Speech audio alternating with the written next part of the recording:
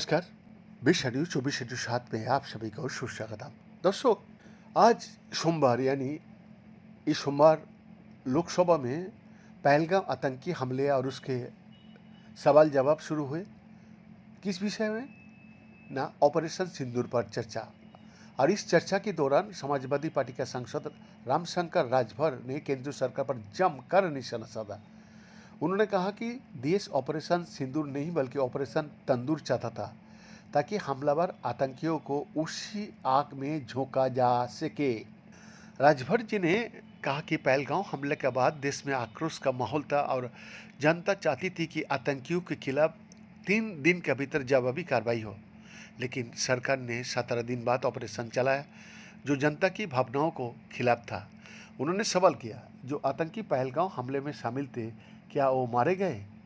यानी कि वो मारे गए 100 आतंकियों में से थे? असली जवाब क्या है? संसद ने आगे कहा कि पहलगांव हमला भारत में दंगे भड़काने की साजिश थी, लेकिन हिंदू मुस्लिम एकता ने दुश्मनों को मसूबा पर पानी फेर दिया।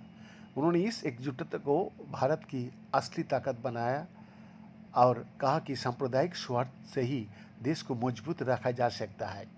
राजभर जी ने अपने भाषण में अमेरिका के पूर्व राष्ट्रपति डोनाल्ड ट्रंप के बयानों का भी जिक्र किया। उन्होंने कहा कि ट्रंप ने सार्वजनिक रूप से करीब 26 बार दावा किया था कि उन्होंने भारत और पाकिस्तान के बीच संघर्ष विराम कराने में भूमिका निभाई थी।